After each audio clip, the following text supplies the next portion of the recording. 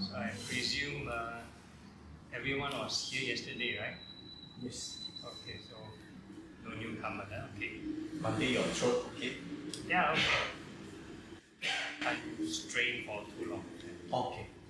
Having any sore throat? No. No. It's because before I ordained, I used to, I think you might be aware, was in this something like a rock Buddhist band. So we need to shout a lot, yeah. So my voice is very limiting. Okay. Yeah, so my voice is must be strained. Alright, so today is the last talk, is it, for today? I think at the end, before the end, right, there's another conclusion. Okay, that's not okay. Yeah. So before we start, anyone wants to ask anything, any issues from yesterday's presentation or anything? Aspect of this is after the time, it's two levels of mind. What are two levels of mind? Okay, the mind has many facets. Yeah? There's no one word to describe the mind actually. Yeah? So, like when we talk about the steps of this anapanasati, when we calm down this mental fabrication, this fabrication is got to do with related to the greed, with the craving. So when this craving formation settles down, the other aspect of the mind that is aware of the clearer part, then that is the other one. Yeah? Then there are other kind of mind also. But that is still not the end product. There is, recently we went through with the MSBS session, there's one sutta that talks about a kind of consciousness, a kind of mind that is not subject to impermanence, doesn't rise and pass away. So that is the very, very latest stage. So this clarity is just in this Chittanusati, a mindfulness of mind state, that this mind that is a mind without greed, a mind without anger, a mind without delusion. So it's something like that, yeah, closer to that. Yeah. So if the mind has reduced greed, reduced anger, so it becomes a slightly different mind. Yeah. This morning, when we chanted the Pratana Sutta, it was 20. Okay. They talk about 6 heinous crimes. Usually Okay. we come across 5. Oh, okay. All right. And they, Okay, 6 heinous crime. Huh? Okay, so we first introduced the 5, which most of the people are quite familiar with. Who have not heard of these 5 or 6 heinous crime before? Never. Okay. So these 5 heinous crime is if you perform any of these, we believe is confirm go to hell one. So this is the 5 things that should not ever do. Should not ever do. First is kill your parents, kill father, kill mother. Do not do any of these things. Second is if you harm a Buddha, confirm go to hell. So now Buddha not around, so this one, no worry. Then fourth one, if you kill an Arahant, so if you do not even kill them, it should be okay, no problem. And then the fifth one, creating a schism in the Sangha, cause the Sangha to split. So these are the 5 heinous crimes. So the fifth one, you all don't have to worry yourself. Usually lay people not so involved. This one is more for Sangha. Only Sangha can split a Sangha. So these are the 5 heinous crimes. If a person perform any of these, will confirm go to this hell. So somehow the person who break the record is this Venerable Devadatta. He managed to harm the Buddha. He managed to create a schism. Yeah, so I think he broke through. Yeah, so that's the Yeah, so far the only one. So before he passed away, actually, when he was about to travel to see the Buddha, his karma was so heavy that the ground opened up. Yeah, then the hell want to take him straight away before he even passed away. So the karma is so heavy. Yeah, so that is the story. And the sixth one is actually from the sutta. So the sutta said there are one more together with the five, call this I think this persistent wrong view. Persistent wrong view. There might be another term for it. So it's got to do with a kind of wrong view that is very hard to change. Like for example, some people can be any kind of wrong view.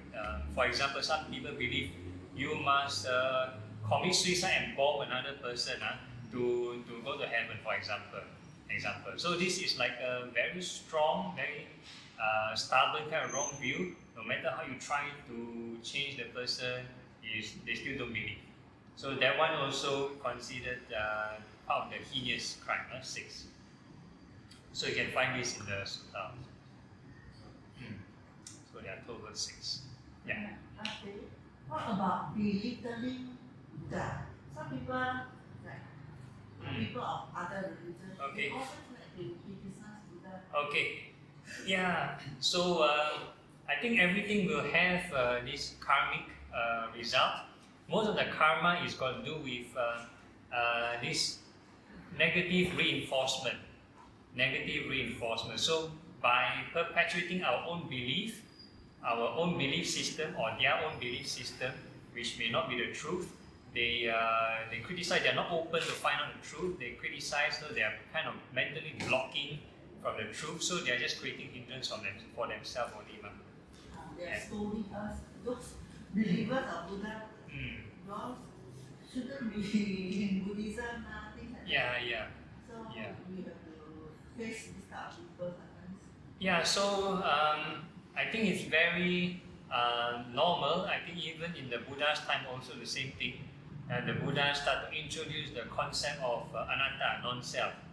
Then there are people from other religion not happy, some of them even want to kill him. So because it kind of shaped the mainstream establishment. If people believe you need to have a soul to go to heaven, so you tell them no soul, then their whole system is like wrong. So sometimes can be quite, it's kind of existential problem for them. So that's why when we talk about sharing the faith, one needs to wait for demand and supply. When people request, they want to know more, then you share. If they are not ready, they only believe theirs is correct, then you share, of course, they will harm them back. So that's the idea. So if let's say other faith do try to attack Buddhism, attack our faith, first is the Buddha got advice. He mentioned first is we do not get angry first. Do not get angry. So we try to assess that statement, try to analyze that statement to see whether it's true or not. Whether it's true or not. So if it is not true, then we just tell them it's not true. So that's about it. Okay, all right. Yes. What about the Sankhara ones that some give wrong teachings? Where do they fall, which category?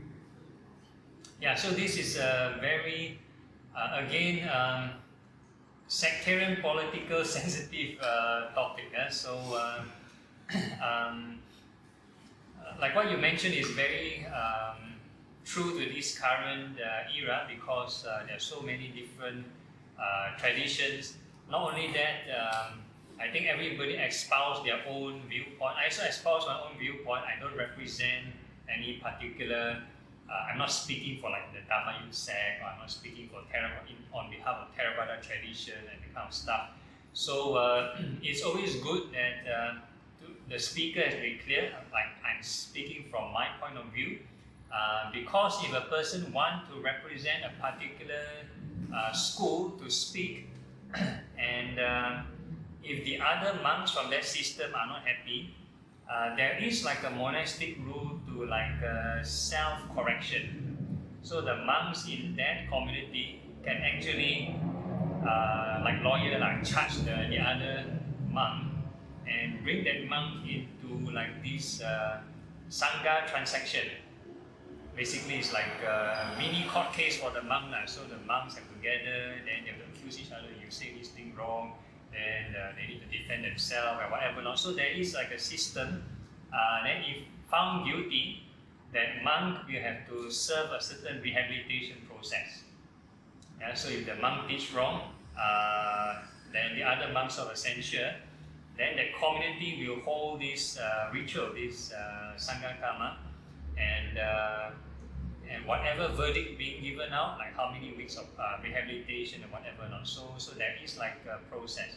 But usually, I have not seen this done. So this thing is the rule is like maybe for Bai Sui only. Yeah, but there is such a rule. They defraud the monk. Defraud is only if a monk commit a disrobing offense. So in the monastic rule, there are 4 disrobing offenses. The rest of the, okay, I mentioned disrobing offense first. First is like most of your priests have no killing. So this one is limited to killing to human being. So if a monk is found to kill a human being, considered no more a monk. Yeah, so that's the first one. Then next is stealing. Stealing any item. So depending on tradition, so my tradition, this Ajahn Jeff, he sort of based on the commentary, he came up with this interpretation that if a monk were to steal any valuable more than $20, I do not know how he defined $20, then it's considered a disrobing offense. So this is the next one. Then next one is sexual misconduct. So if any monk were to found to have any kind of intercourse, also disrobing offense. And the fourth one is telling lies of attainment. If a monk were to openly declare, I am an arahant, or I am this, I am that, I have achieved this, I have achieved that, then if it's a lie, then it's a disrobing offense. So these are the 4 disrobing offenses. Then the one like teach wrongly, teach the wrong teaching, comes under another classification. We have these 13 rehabilitation rules. So like if you teach wrong, got many rules. So these 13, if you do something wrong, there's a rehabilitation. Then there's another 30 rules for Okong. Like let's say if a monk were to acquire something that is not in line with the Vinaya, the other monks can Okong from him. Something like that. So there are 30 rules about that. Then there are like 90 over rules for behavior. Then 75 rules for these training rules, like staring downwards, walk quietly, eat quietly, all these kind of rules. Yeah. So the total there are 227 for the Patimokkha only. So Vinaya is actually a whole collection. Patimokkha is one small one small segment. So every new and full moon days, the monks have to supposedly gather and recite this Patimokkha. So it's more like the gist of the Vinaya rules. Total, there are maybe, who knows, 1,000 over rules. So the Vinaya in total, there are like temple maintenance protocol, which is not part of the Vinaya. Yeah.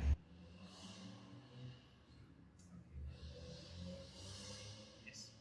Regarding claiming attainment, having the public, yes, attain such level. See, a monk can reveal his attainment to a monk. Then, the funny, there's one sutta member. This monk like to carry tail.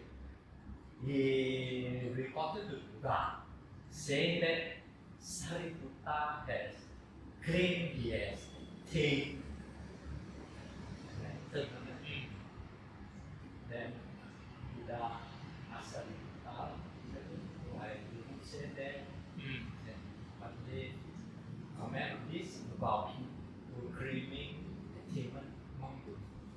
Okay. So in the monastic rule, proclaim and attendant monk to monk is allowed. Monk to monk is allowed.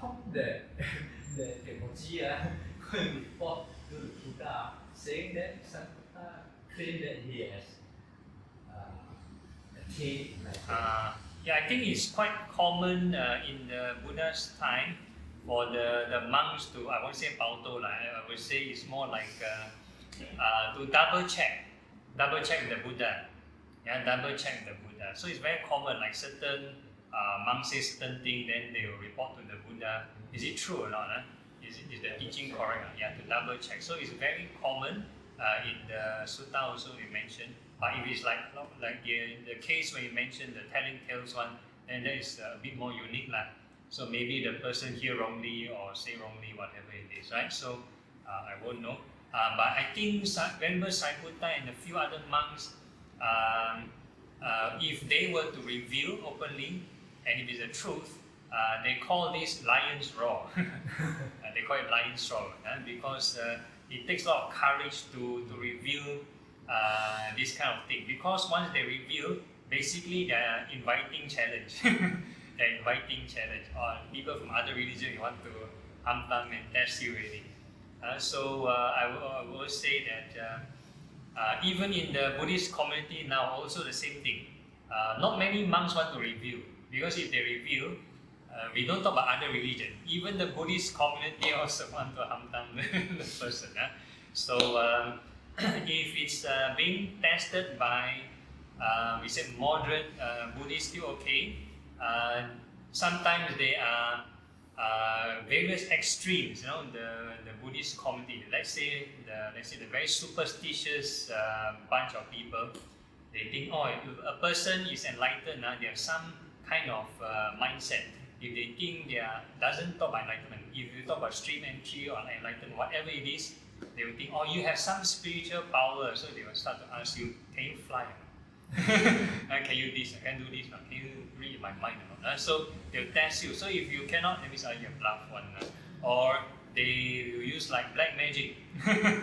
If you have power, that means you can resist black magic. They do all kind of funny thing, or feed you poison, whatever it is. Do a lot of funny thing. So it can be very dangerous. So not many people want to declare. So then the other bunch, the other end of the spectrum would be maybe the very academic bunch of the Buddhist community, very scholarly one. So they might have a misunderstanding that the enlightened being means must know everything in the sutta. Then they will start to test. Can you name all the 37 factors of enlightenment?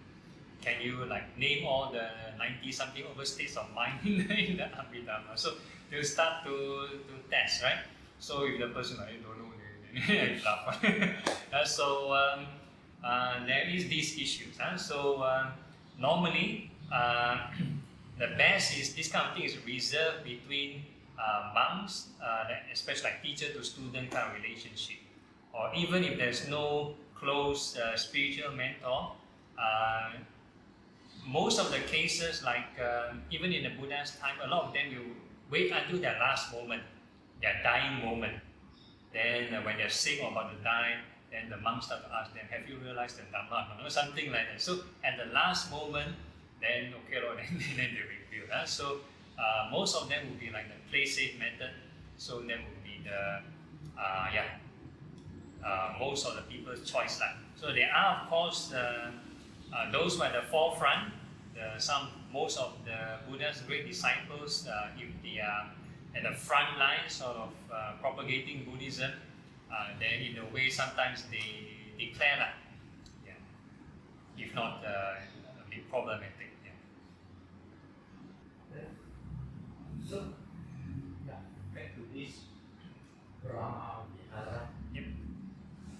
Remember reading or hearing or chanting. Then about reaching the enlightenment, reaching the beautiful state, as usual to explain. Okay. Can Dante say a few words? According to the opinion, what is Yeah, so I've shared the sutta also. There's this metta. Yeah, metta sutta. So the Buddha gives two options. So if the person did not reach enlightenment, at least they have this beautiful state. So this beautiful state is referred to the fourth jhana. Yeah. So that is if a person has done metta together with the vipassana.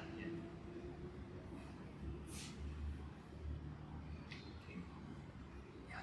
And in some tradition, they say the attainment of Sotapan is the moment is very traumatic. They can remember always that moment. Is it true? No? Traumatic. Yeah, the moment you attain at Sotapan. The moment is very memorable, you cannot forget it. Oh, memorable. I guess it would be case by case basis. Yeah, case by case basis. There are people who are not very sure also. So I came across this sutta that this person called Mahanama. So Mahanama is a layman who has been receiving teachings from the Buddha. So the Buddha gives for very layman practice you can recollect the Buddha, Dhamma, Sangha, your virtue, your precepts, your this quality of the devas, and you can practice this and even while doing work, even while taking care of your children, you also can recollect these qualities. So he's been practicing and he has reached stream entry, but he doesn't know he has reached stream entry. Yeah, so one day he almost had a road accident. He is like traveling on the horse or whatever it is. So he almost at that moment he had a fear in his mind. What happened if I die? When he was almost met this accident. So he went to ask the Buddha. What happened if I? He reported this incident. Almost met accident. And he had this thought. What happened if I die? Then the Buddha had to assure him, do not fear. Those who have inclined towards this stream entry fulfill the qualities of stream enterer. So he has faith in Buddha, Dhamma, Sangha, his precept is pure, and all the whatever things. So he won't be reborn in the lower states. So even he also don't know. Yeah, so I think it's case by case basis. If let's say a person is truly investigating and looking out for it, maybe then he's aware of it. But if let's say the person is like multitasking like him and maybe look after children, then he recite, then got the tada moment, but then he's busy looking after it is not so obvious for him. Yeah, so I think case by case basis. One thing I'd like to ask for our meditation practice, how should we approach the thing? Now we know there's a different concentration and the level jhanas, right? But for us, because we are so engrossed in our daily things, right, it seems to be a very far thing, right? Yeah. So my approach has been, if my suffering is lesser compared to before, or I'm able to overcome my attachment or to certain things, or to let it go in a shorter period of time. Is that, should I see it as a progress for me? Yeah, so like all these the presentation yesterday, like all the jhanas and whatever not, that is for those who are maybe a bit more serious in the practice. So like for a busy layperson, there are like layperson kind of meditation. Yeah, so like I give an example from earlier, this Mahanama, this person, the Buddha gave him these 6 recollection, recollecting the Buddha, the Dhamma, Sangha. So I think very common in most traditions is to nian fo lor. And because this certain meditation you can do the whole day one. Even if you're driving, you can play the tape. you can drive also. So there are things you can like multitask. Like for example, breath meditation a bit hard. You need to sit down and you watch your breath. Then some people only learn one style meditation. Like if let's say they only learn breath, only can sit down and watch the breath. After they stand up, then you cannot meditate anymore. Right? So there are certain meditation which you can like do the whole day, right? Like the 4 sublime states, loving kindness, all those can do the whole day one. Okay. So you can do on the go while working, all those, so no problem. That means I can start with the layman meditation practices. Yeah. Once conditions allow, we'll go into a deep,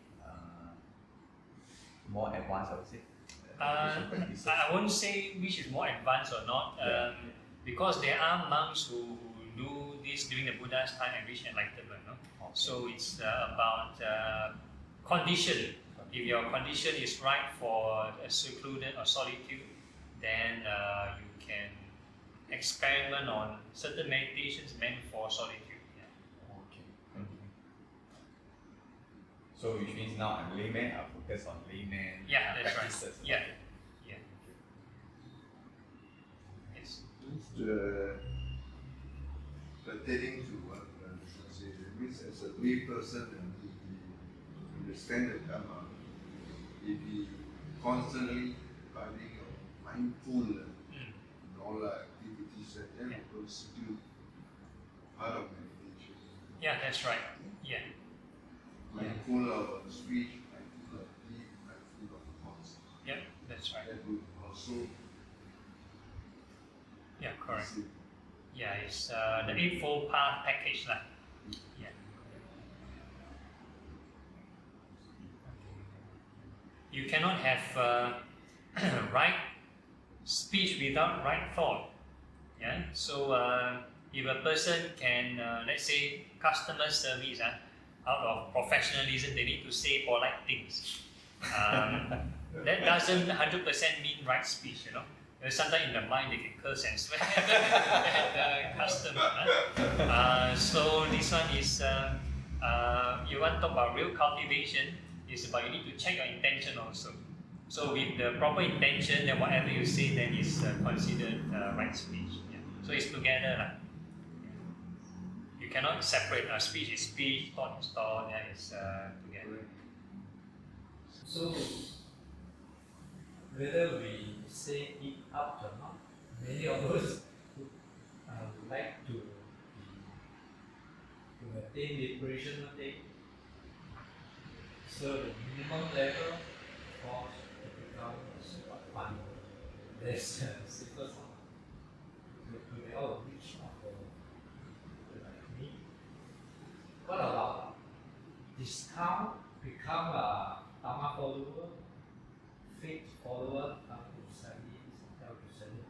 the condition, this is in the review, so the condition is something like when you see abundance in the eye, in the ear, in the tongue, in the body. Yeah. This. And then before faith follower, the first part, before he died, Buddha said that it is impossible the path not turn into fruit. So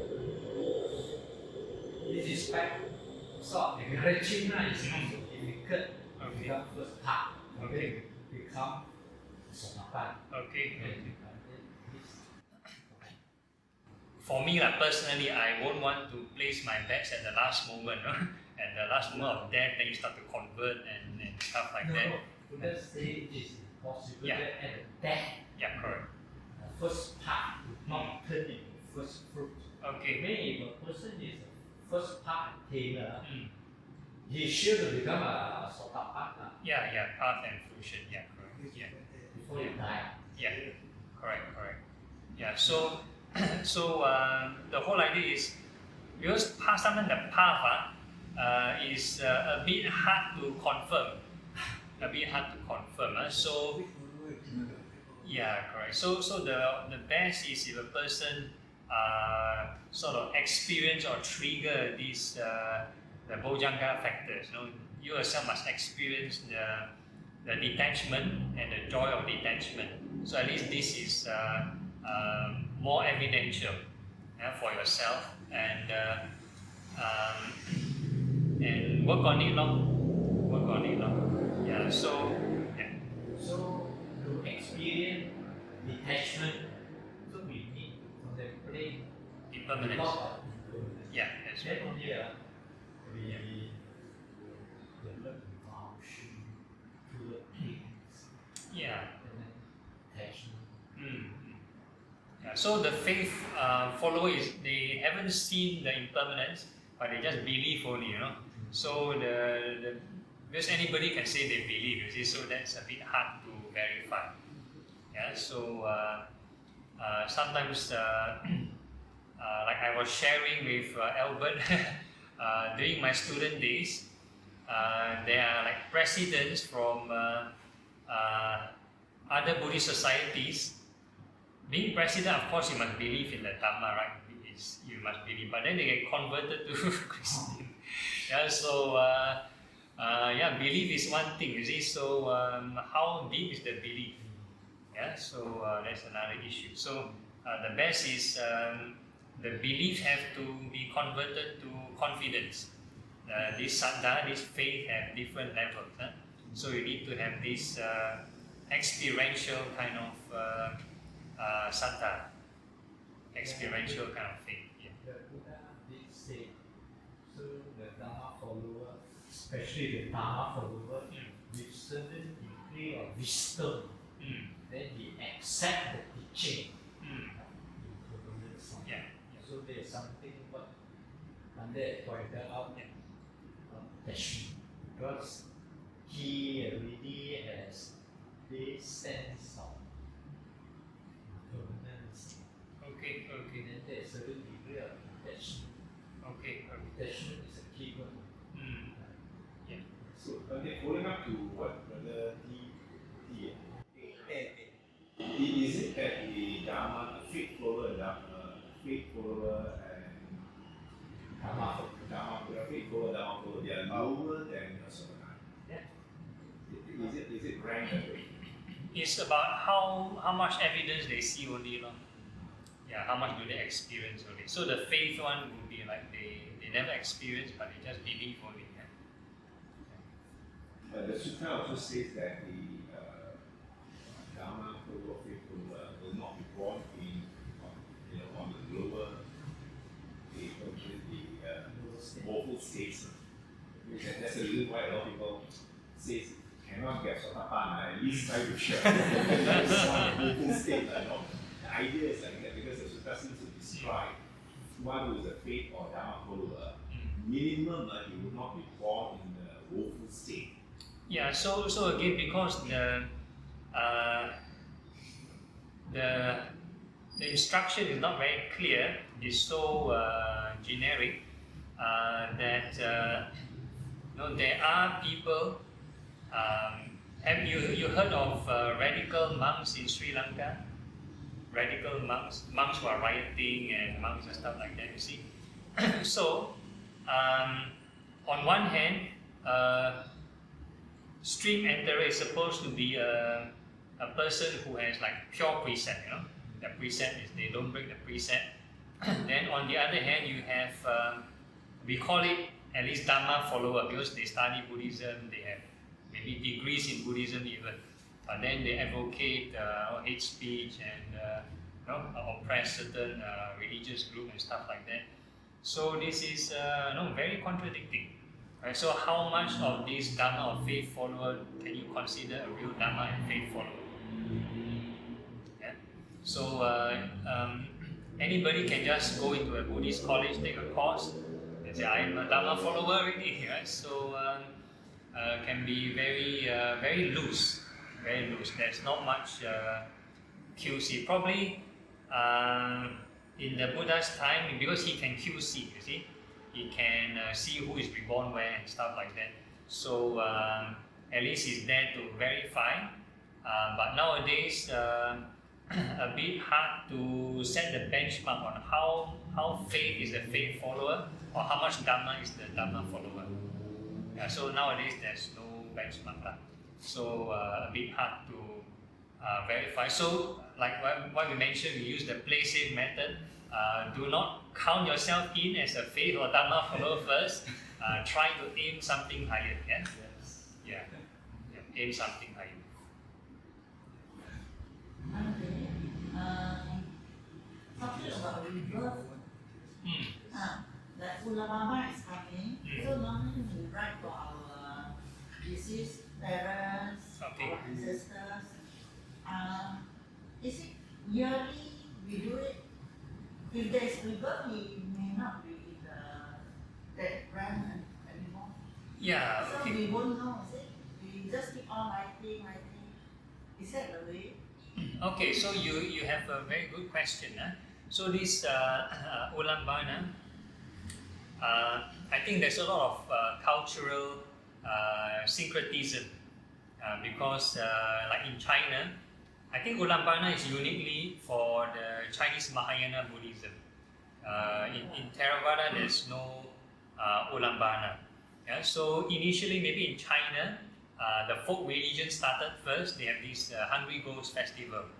The Minjian Zhongjiao lah. So they started this Hungry Ghost Festival. Then when Taoism became more organized, then the Taoism also joined in because this period very popular. So they have their own this I think Zhongyuanjie.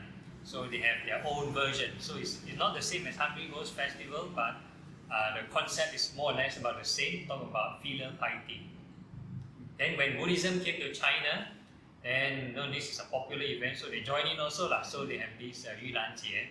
So Yulanjie is also follow the concept of filial piety.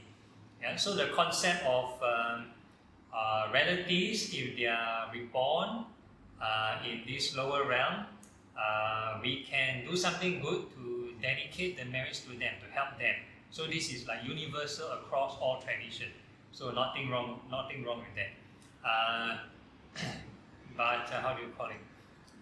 So for Theravada tradition, we don't have to wait until this particular month, this Yulanjie to dedicate marriage. So like what we did for the meal time or any time, morning, evening chanting, we can dedicate marriage every day actually. Every time you do something wholesome, you have marriage already. You do something good, if your mind is joyful or peaceful, then we call this a meritorious mind. And if we dedicate this to these unseen beings, if let's say your deceased relatives are these unseen beings, they are more sensitive to mental energy, more sensitive. But if you dedicate to human, they won't know. They won't know. When you are dedicated to me, I won't know. So only to unseen beings, they are more sensitive to this energy. So it can be hungry ghosts or something lower. So if you dedicate to them, they need all the help they can get because they want to get out of the realm. So if you are more meritorious than them, they will gladly receive the help. So this is one good thing. But if let's say the deceased relative is born higher than you, let's say they are Deva or some other thing already, then you think of them, and let's say if you think of them, dedicate to them, end up is the reverse way. They will give blessings to you. Yeah, so it's a win-win situation. So if let's say they're born human, then no choice, they cannot receive or what, then you can't help. But overall, I think it's still a good practice to dedicate. So you dedicate really is out of goodwill, out of helping, out of compassion. So it's nothing wrong. We can continue. Yeah. So it's good we continue writing for years. Yeah, so if let's say the temple organized in this particular certain month or certain day, although you can do it every day, but you just follow, and you just do it. Yeah. Because since it's a community thing, then it's more like a specific kind of celebration. Okay. Can I say a few words regarding Sister Neil's question? So, our society actually depends on three main occasions to release one Okay. Ramadan, Vesak, and Chinese New Year, I think. So, as a member, maybe we can look at participating in Unapana from this angle. Okay. So the practice of Buddhism to Dana Sila Bhavana. So when we participate, we contribute to building up the fund of society. Then Sila Bhavana, we can look at it at the same time. So look at those, oh, they are so body, health state. Those breath. So I must keep my precept so that I will not go into those woeful state. So this is an aspect of Bhavana and Sila. It is taken together. That is my comment. Yeah, very good explanation. So you can treat it as helping this place, Lord. This dana, so it's considered very meritorious also.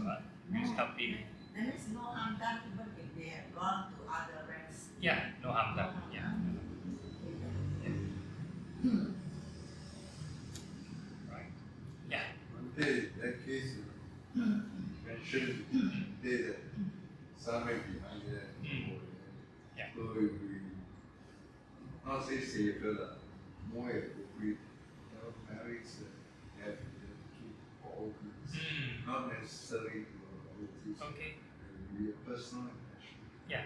Yeah. Am I right to say? Yeah, that's also good. Yeah. So that's why before we do the dedication to our relatives in the chanting book is to dedicate to all beings, Masate Sata. Right? So that one actually is we are creating a more meritorious mind. Then that's why we did the experiment. You think of your relatives, you have one state of mind. You think of all beings, you have a different state of mind. Yeah, so good for you to observe, so at least you pick up this point. So theoretically, all beings have been our past life relatives before. So in a way, yeah, you help them also. Okay, breath meditation. Okay, so we go for a break, then we come back, then we give this guided breath meditation. Okay, all right. So see you in 5 minutes time. I think we can go ahead first. Yeah. So we find this comfortable sitting posture.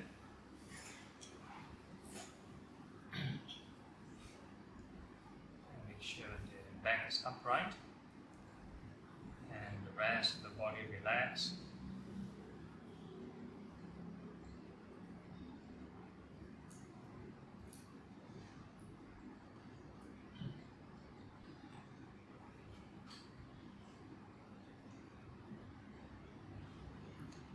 Okay, so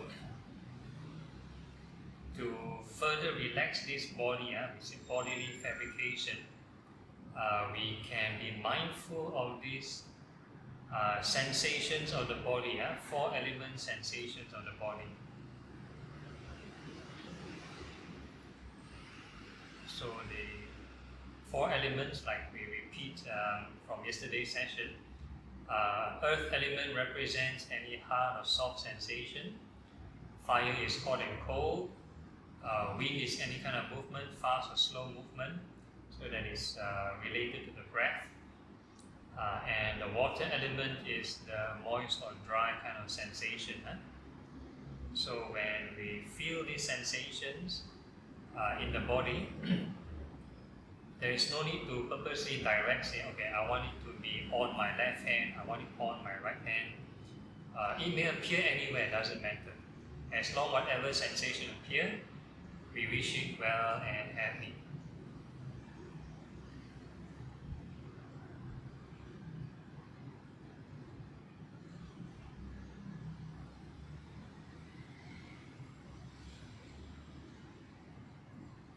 Sensation appear, wish it well and happy. New sensation appear, wish it well and happy.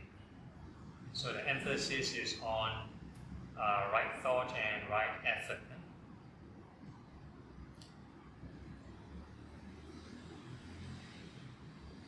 So the sensation appearing is your evidence, and then you need the right reflection to accompany this observation.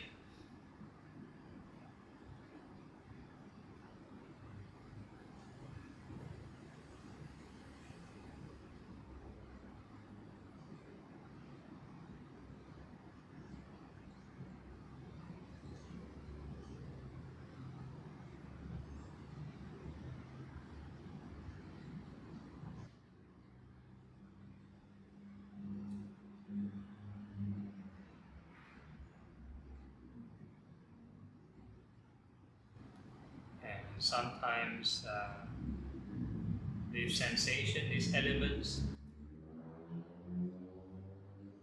have different feelings also, pleasant feeling, unpleasant feeling. So we are not fighting or struggling with the feelings also. Whatever feelings may appear, painful feeling, we also wish them well and happy. Make peace with them.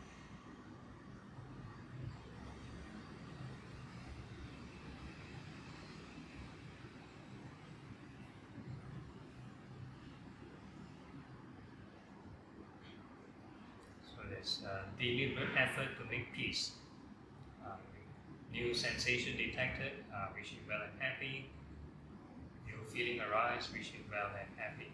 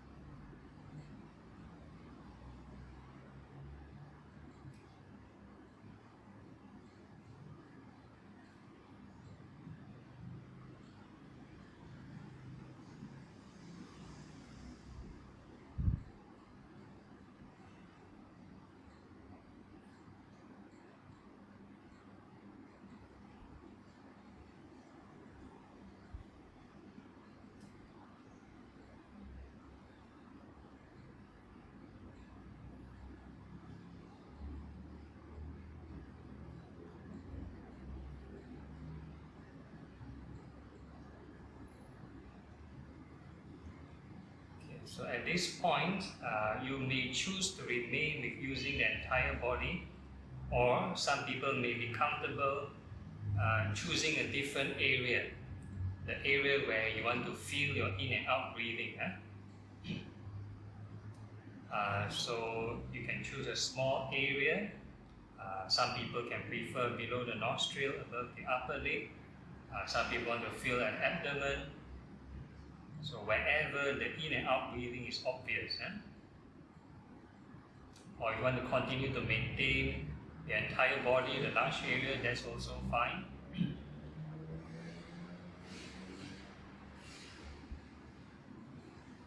So wherever you want to choose to place your attention, the emphasis on generating right thought every moment is still the same.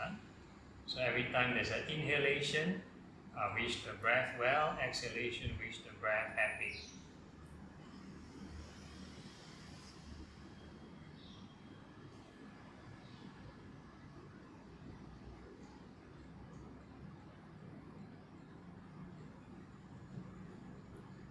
Or if let's say your mind is more sensitive, you inhale one time, can feel multiple changes in elements, then you go for the higher count.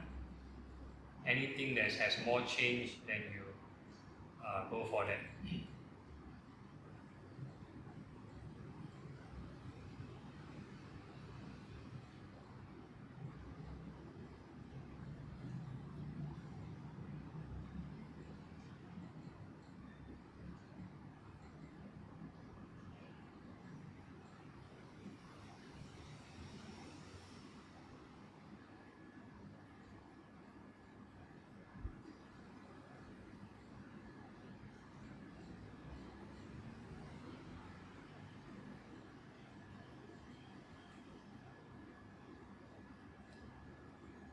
The more sort of loving kindness you generate through these sensations,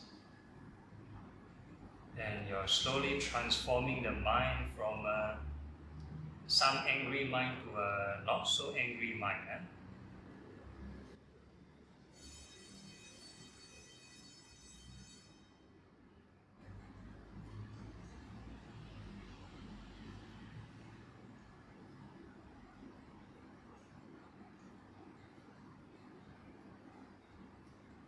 And it's important or good to take note of that state of mind. What's the emotion?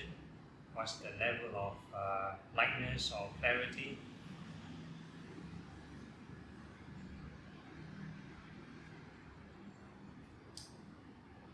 all these are just indication. Emphasis is on generating the right thought every moment. Wish all the breath, all the sensations well and happy.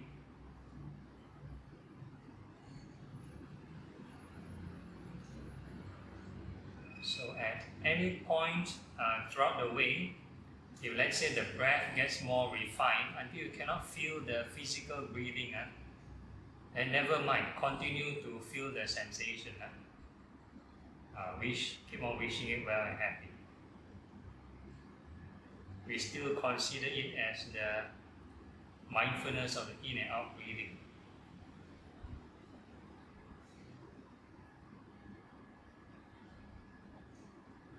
I don't need to get shocked, hey, my breath did disappear.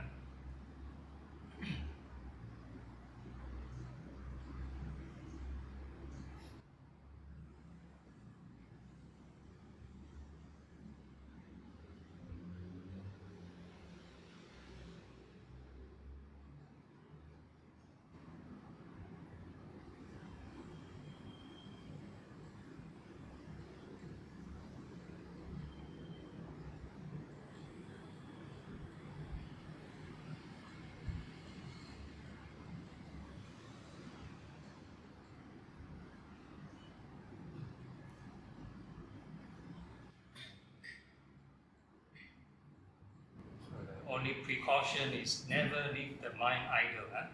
Do not 坐播. Once you 坐播, it means gone case. There's a saying, an idle mind is the workshop for the devil.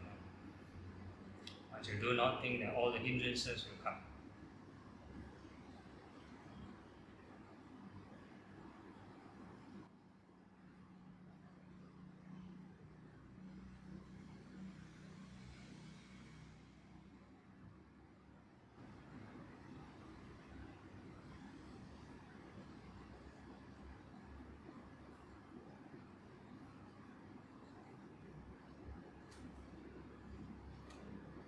If you find your mind quite settled, we are going to now introduce the thought of impermanence to help settle the mind further. So we are going to observe the impermanence of the breathing. So every change in sensation or every change in the in-out breath, you observe its arising and falling.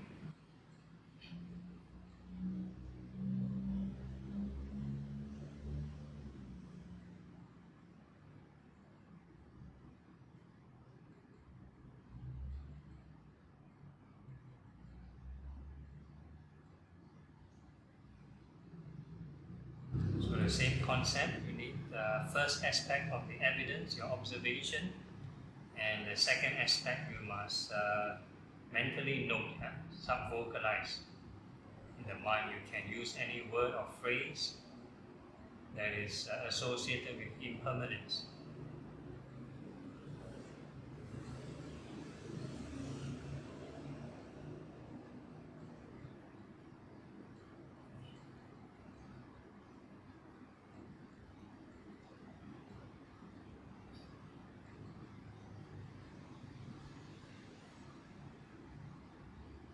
So that mental noting is the converting of the observation into wisdom.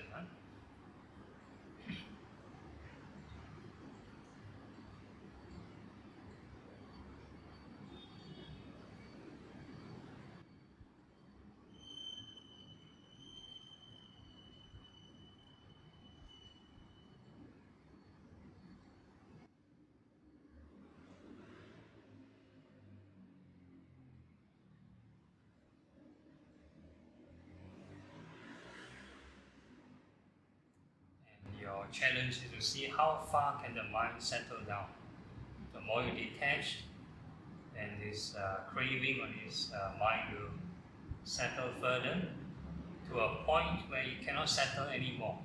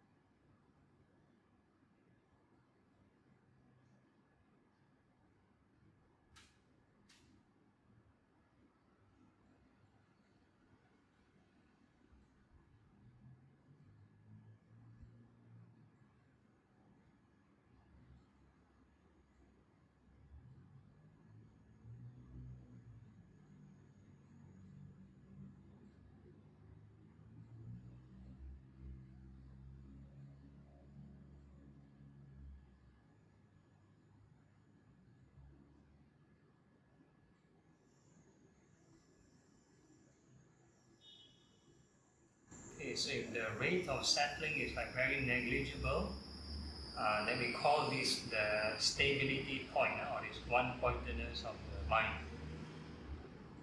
So you can familiarize yourself at this ground level, not yet jhana, that is just the ground level, baseline level. Emphasis is on the impermanence of the breathing, and at the sidelines you observe the state of mind. What is the emotion, and what is the shape of the mind? So the shape is actually the radius or the circumference where the emotion can extend. So every level, this emotion can extend to a different shape or different radius. So we call this mindfulness of this concentrated or not concentrated mind.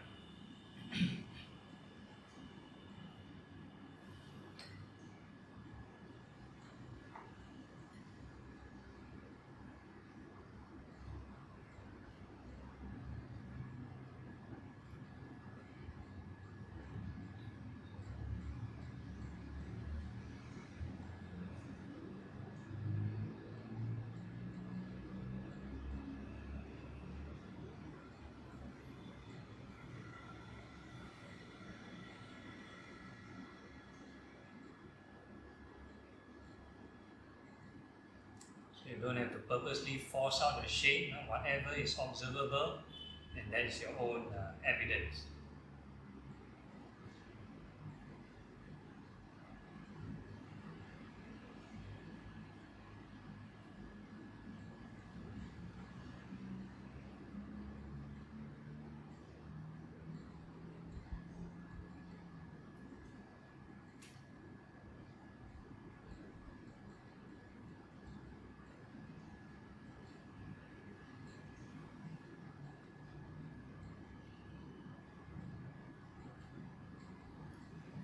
Okay, so we are going to check and make sure we fulfill two criteria. First is whether the mind is calm and stable due to detachment and impermanence.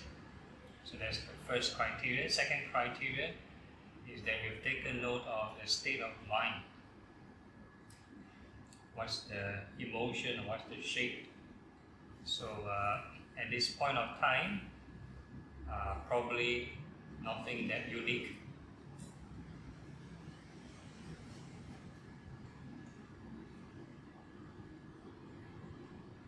Okay, once we have fulfilled these two criteria, at any point of time, if you are ready, then you can change gear. Let go of the mind, just like letting go of a balloon.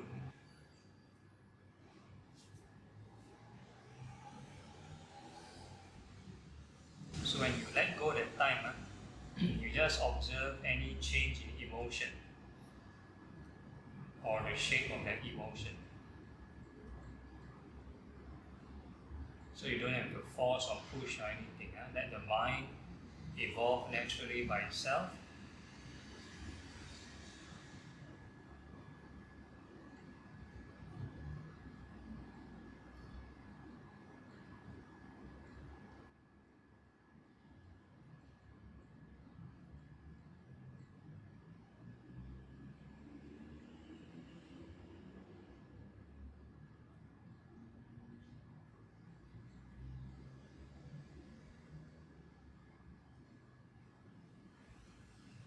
Let's say your emotion from a bland emotion transformed to something more pleasant, more happy or joyful, then this is the indicator of this first level of concentration territory.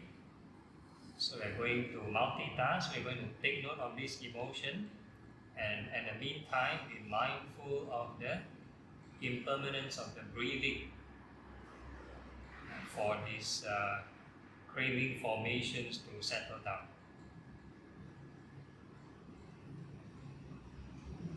So we are not rejecting that happy emotion. We take note of it, but at the meantime, we reduce the clinging by being mindful of the impermanence of the breathing.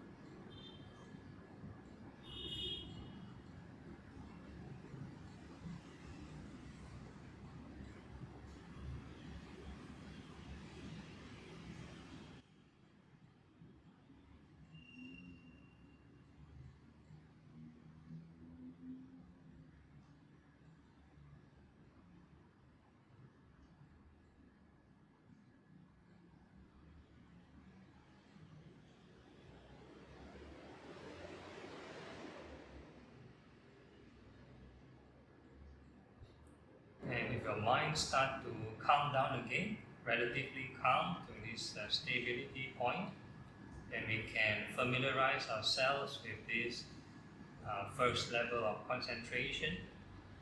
Emphasis is on the impermanence of the breathing. And at the sidelines, we observe the emotion and, if possible, the shape of this emotion.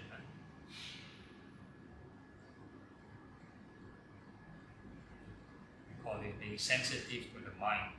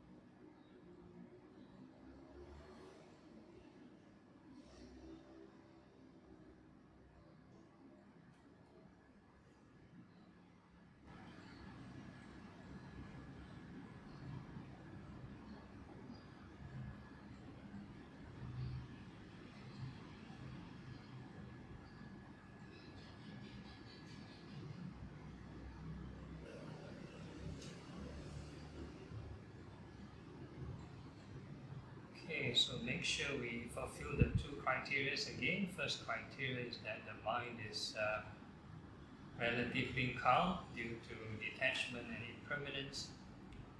Second criteria is that you take a note of the state of mind. So in theory, the first level of concentration, we have four factors: joy, happiness, initial, and sustained thinking. Four things. So at this point of time, if you cannot differentiate, never mind, because it's all rojak, comes together as a package.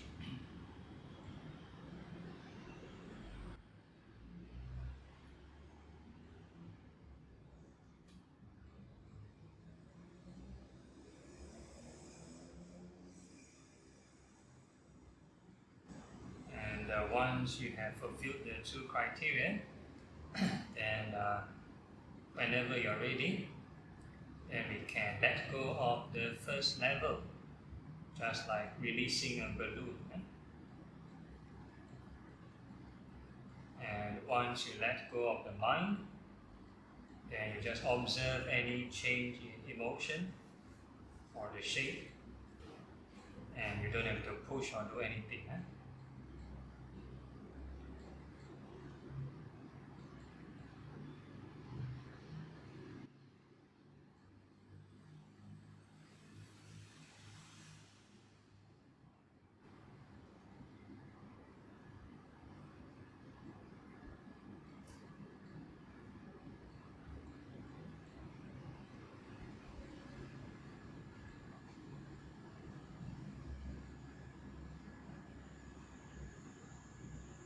Okay, let's say the joy become more obvious or more distinct, and that will indicate the second level of concentration territory.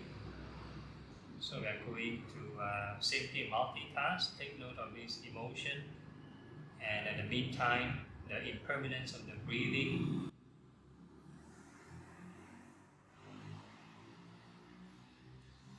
To reduce this clinging.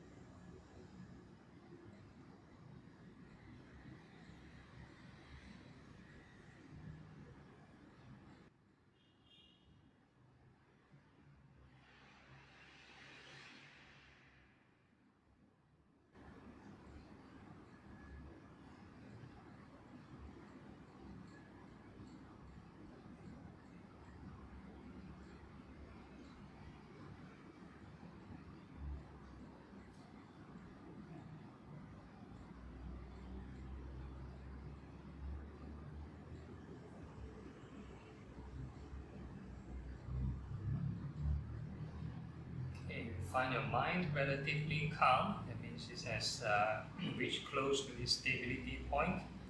Then you can familiarize yourself with the second level of concentration. Emphasis is on the impermanence of the breathing.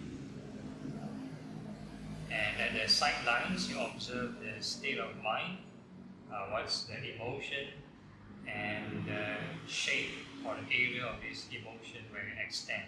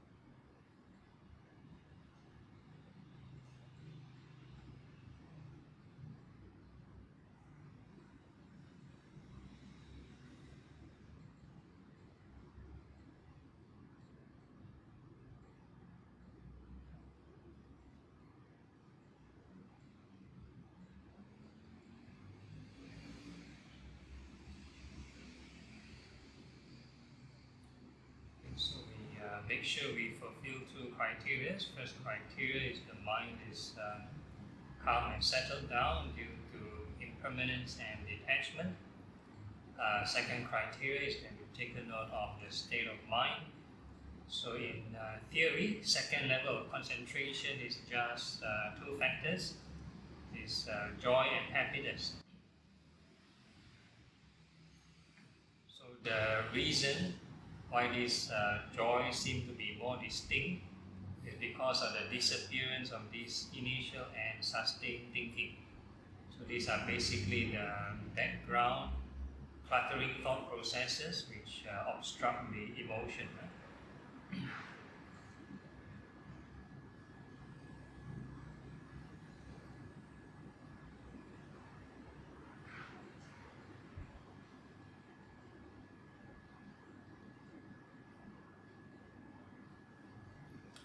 And once you have these two criteria, whenever you're ready, you can change gear again. If you wish to let go of the mind, just like letting go of a balloon.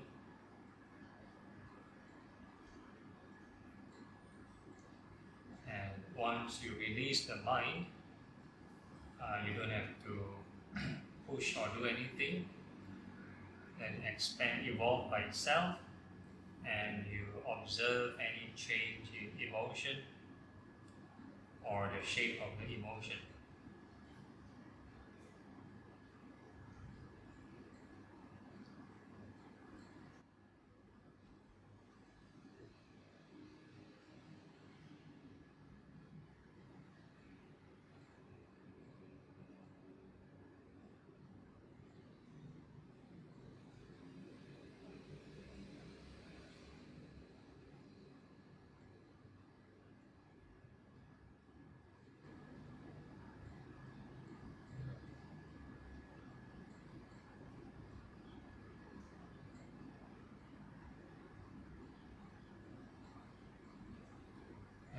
Experience a different pleasant emotion, so that is happiness and no more joy.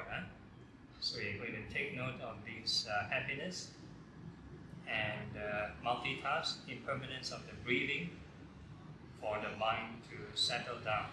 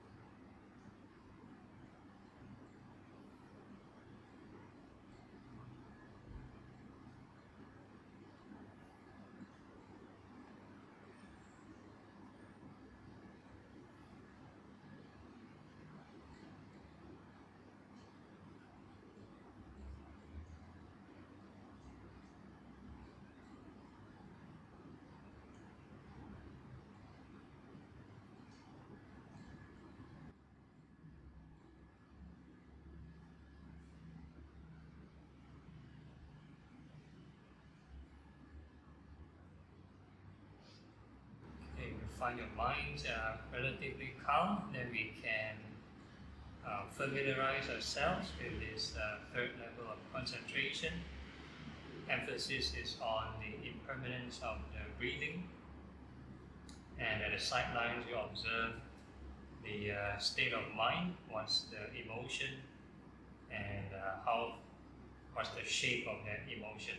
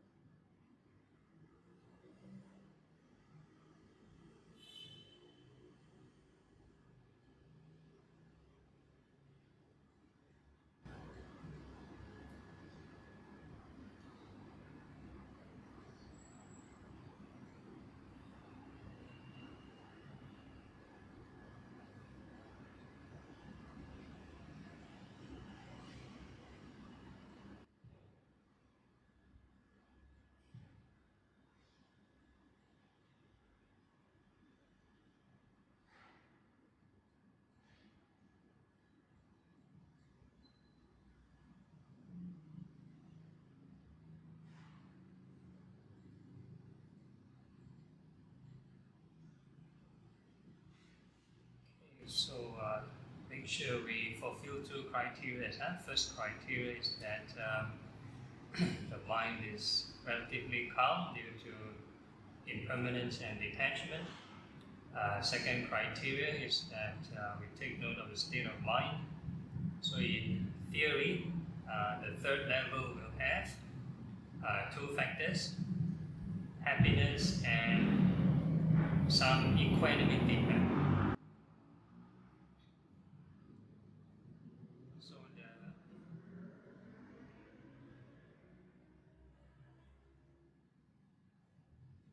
So the equanimity will help the practitioner to be not so disturbed. So the higher one goes, the meditation should be more peaceful.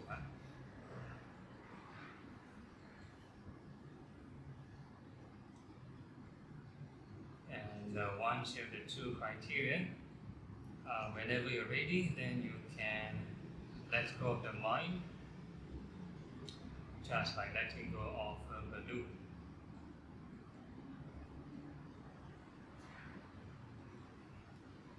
And once you release the mind, we just observe any change in emotion or the shape of that emotion.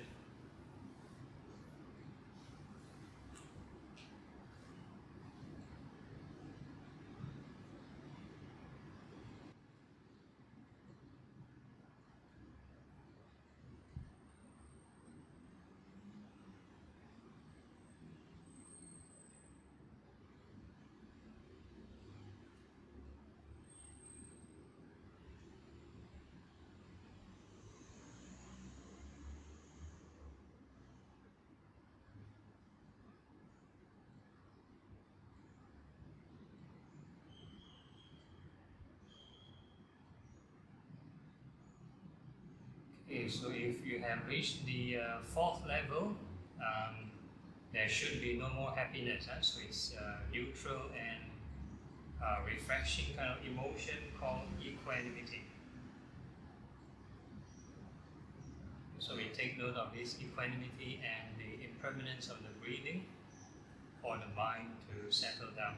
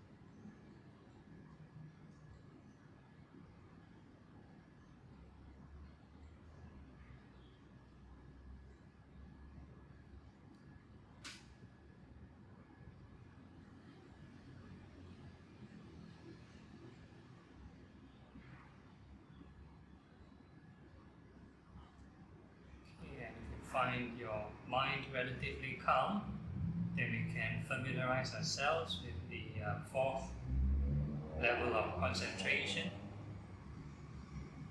Emphasis is on the impermanence of the breathing. And in the meantime, we observe the state of mind. What's the emotion or the shape which it extends.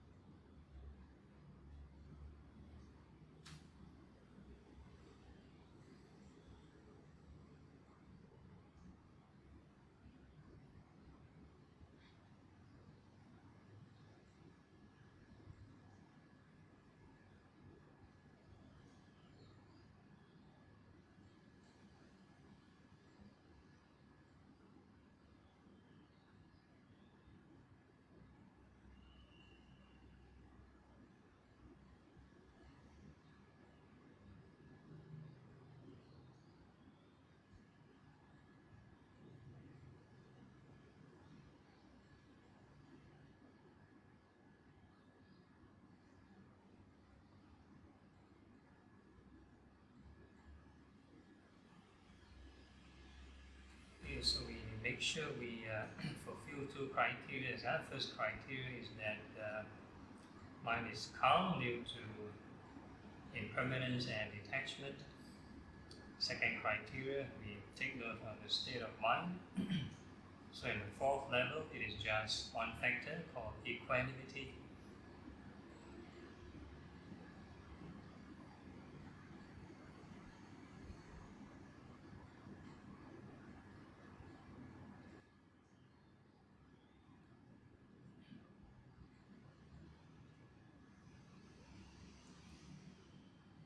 So one of the reasons why right mindfulness is defined as the four levels of concentration is because equanimity helps to strengthen or purify this mindfulness.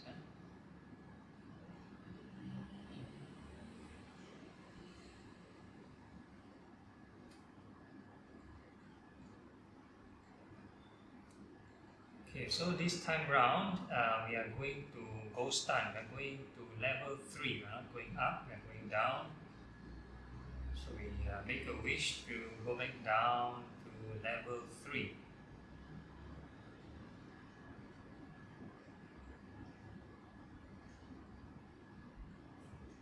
So as the mind descends, we observe any change in emotion.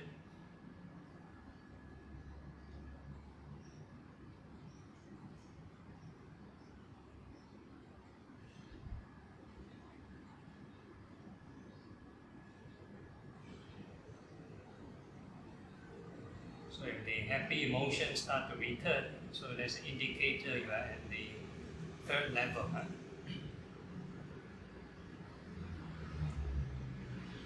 So we take note of that emotion, happiness, and same thing, impermanence of the breathing for the mind to settle down.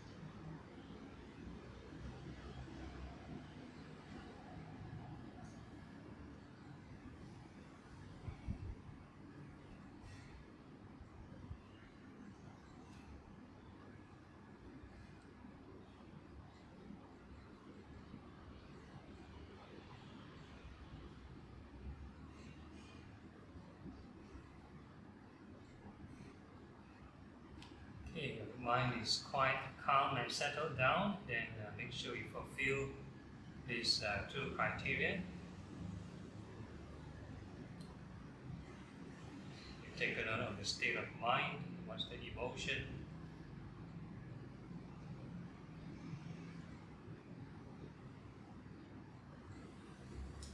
And whenever you're ready, we can go back down to the second level.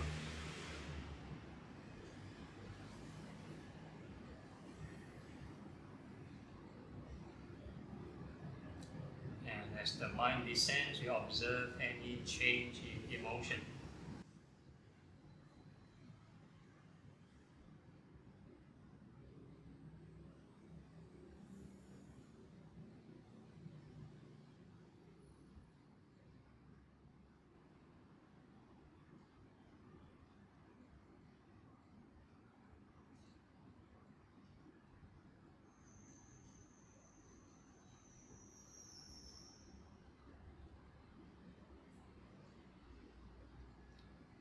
And you start to experience a different pleasant emotion. So that's the introduction of joy. So now there's a mixture of both joy and happiness inside. So we are going to take note of that emotion as a package, joy and happiness, and also the impermanence of the breathing for the mind to settle down.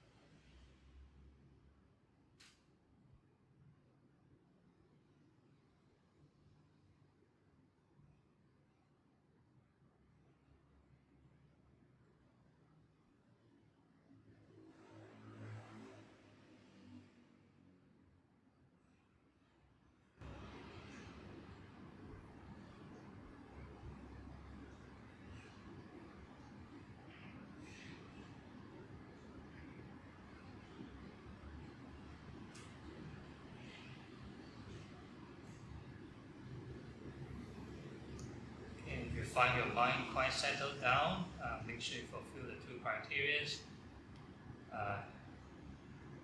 Take note of the state of mind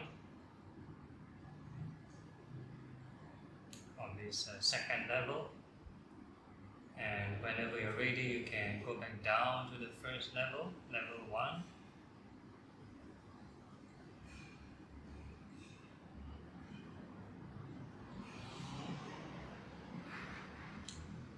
And as the mind descends, you observe any change in emotion or the shape of that emotion.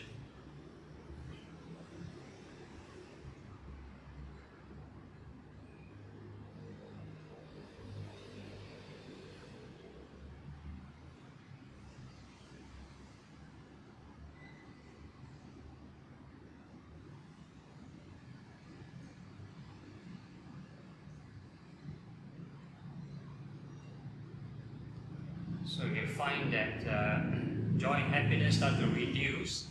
You find that like it is more cluttering. There's the introduction of this initial and sustained thinking. These are the background thinking processes.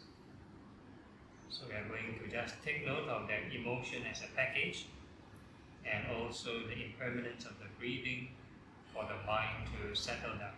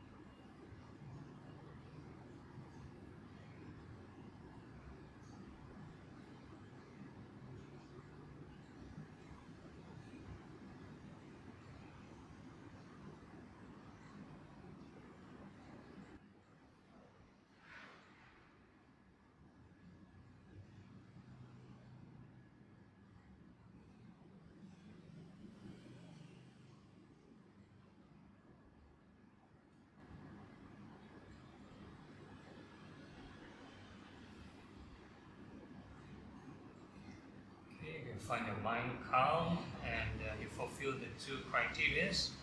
Take a note of the state of mind, take note of the emotion or the shape. Then we can go back down to the baseline level, ground zero.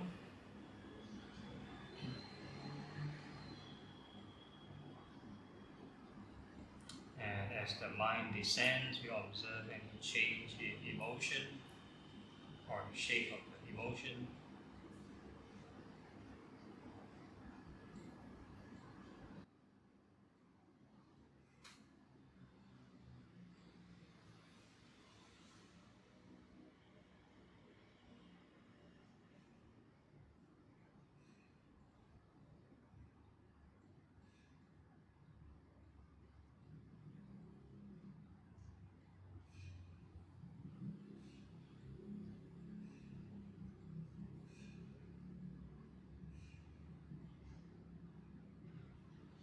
Once you are at the baseline level, make sure the emotion is bland and neutral, nothing unique, no happy emotion.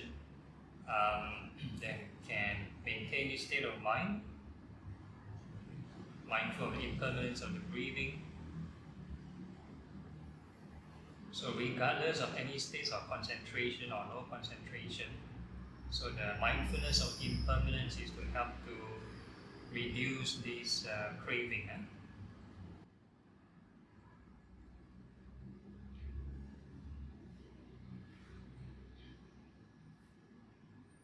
So the settling of the mind and the agitation of the mind is very correlated to the Four Noble Truths.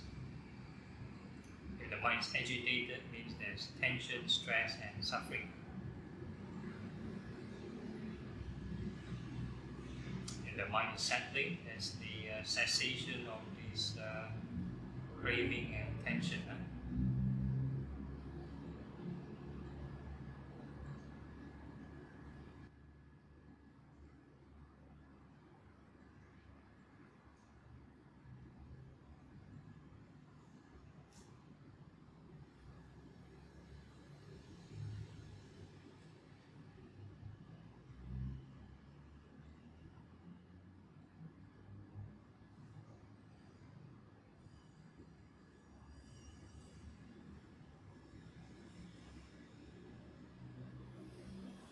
Okay, then we can slowly extend our attention to the rest of the body, your fingers, your toes.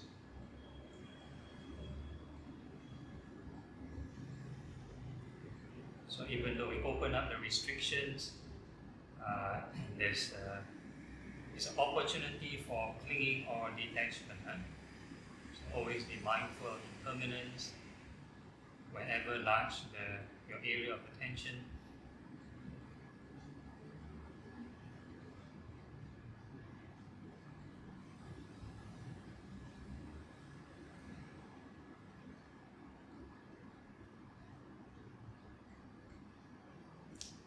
Okay, so now we let the mind freestyle. That means we really do nothing. Whenever the mind wants to run, we let it run. So in this freestyle mode, one can also practice right mindfulness. So this is the most natural, relaxed process of the mind. And what we need to do is observe the arising and passing of your attention. So basically you just need to know every moment where is your attention now. If let's say you're hearing my voice, your attention is to the sound. But if I stop speaking, where is your attention now?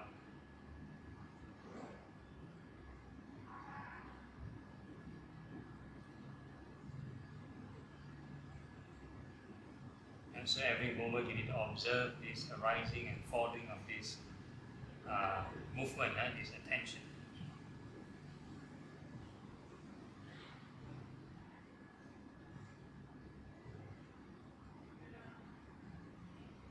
And this mind can move around through 6 doors, 6 avenues.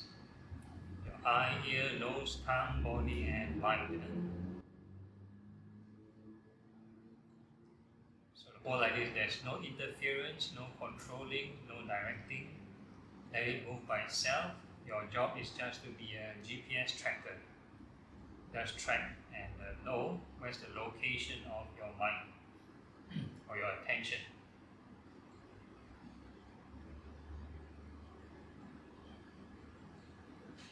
So to locate the mind, one way is to observe the four elements. Wherever there's the four element sensations, the mind will be there. Yeah, all the five aggregates are together, and this Nama Rupa.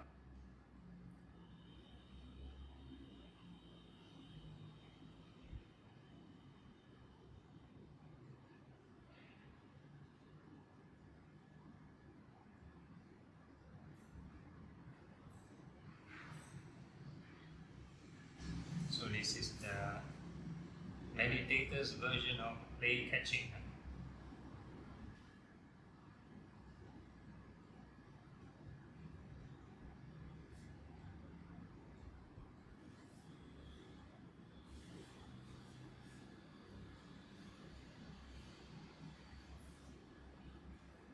So in this mode, you can actually move around, no problem. You want to shift your leg, move, pay attention to your leg, you also know.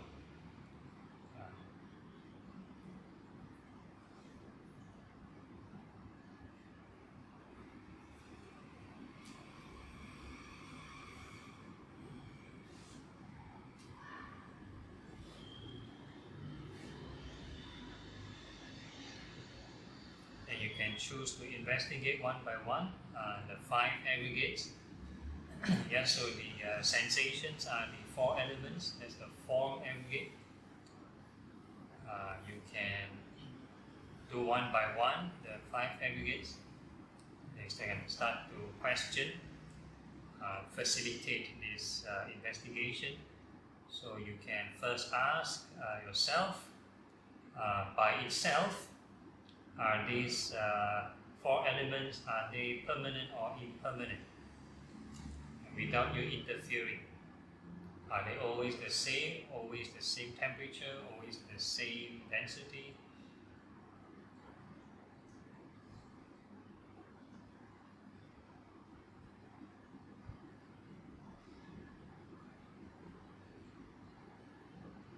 And the second question you can ask, is this elements, these sensations truly you or truly yours?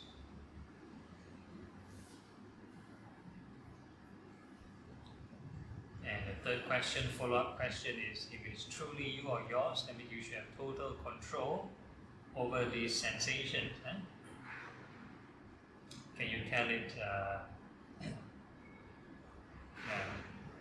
not to move, or tell this sensation not to change?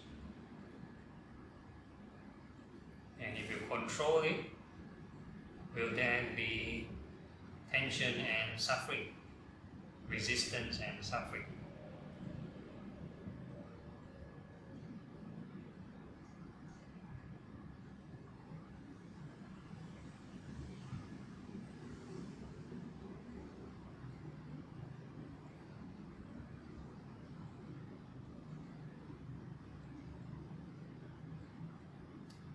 Slowly move on to the second aggregate, is feelings. So wherever your attention is placed, there will be feelings also, pleasant, unpleasant, or neutral feelings. You can use the facilitated questions. Are these feelings permanent or impermanent?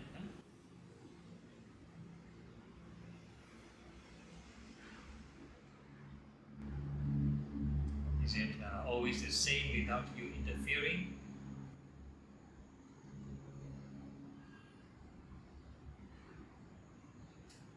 And the second question, are these feelings truly you or truly self?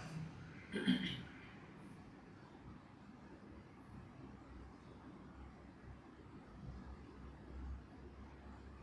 third question, if these feelings are truly you or yours, can you control the feelings? Can you tell the feelings to be pleasant forever? I don't want to have pain at all. Huh?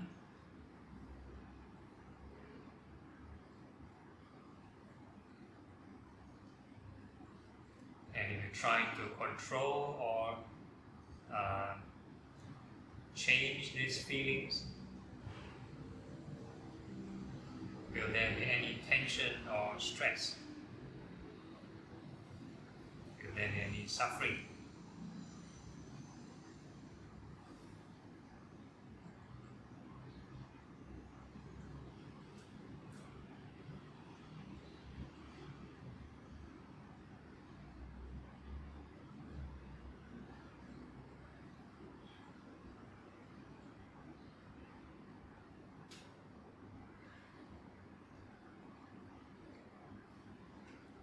Third aggregate is this thing called perception. All the labels, all the images, all the experiences of the past, we try to cognize or make sense of what we are in contact with. So there's perception. So are these perceptions permanent or impermanent? So that's the first question by itself. Without you interfering,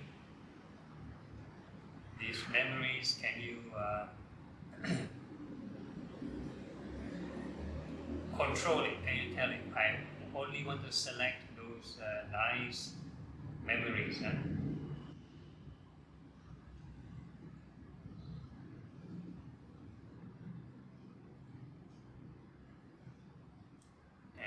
Cannot control these memories, this perception, can you consider this perception truly self?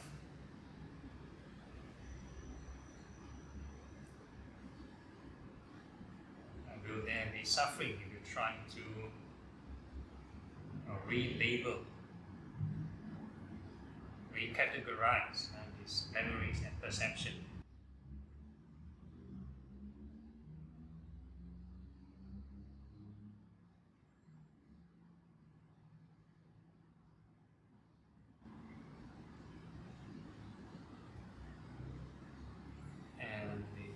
Fourth aggregate is this mental formation. So mental formation is the moment the thought is being formed.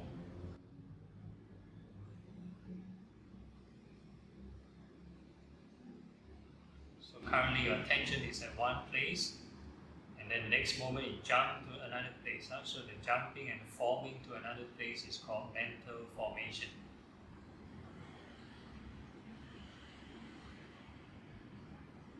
And you can sort of observe, is these formations, are they permanent or impermanent? Are they always forming at the same place or different place?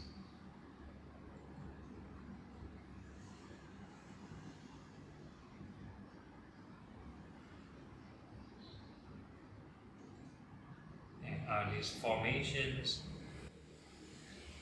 truly you or yours?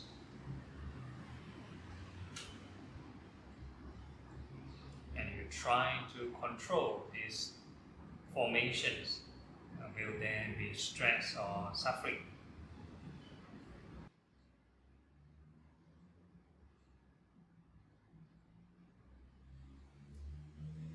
So a lot of people, when they do samatha meditation, they want to force or direct the mind to one spot. A lot of suffering. And they do suffering meditation.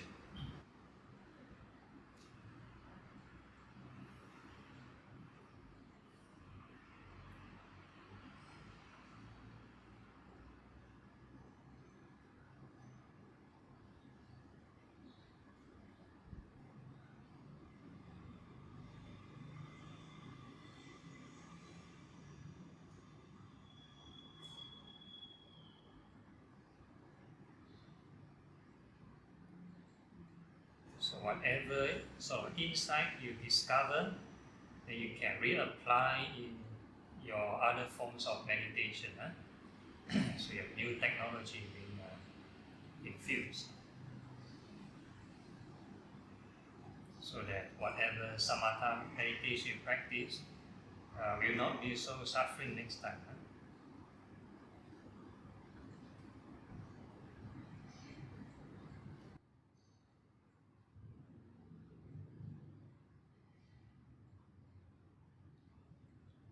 Okay, then the fifth aggregate is called consciousness. So either you're conscious or not conscious, so that's your awareness. So we can be aware through our eye, ear, nose, tongue, body, or mind, eye consciousness, ear consciousness, so on and so forth. So this consciousness, is it permanent or impermanent?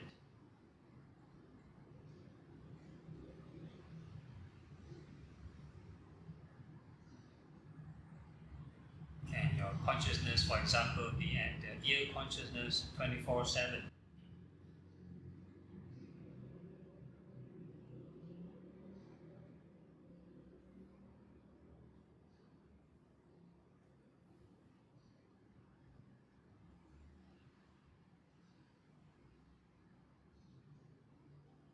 Okay, then are this consciousness truly self? Truly you, truly yours?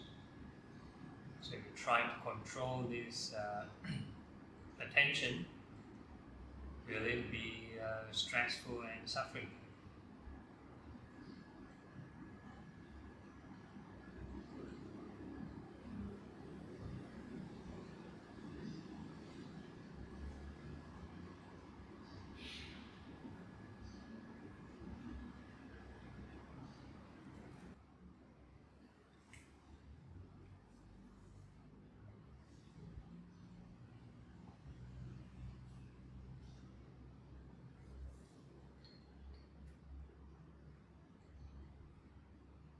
So I leave the rest of the half an hour for your own investigation. You can do it in the sitting posture or any posture, walking posture.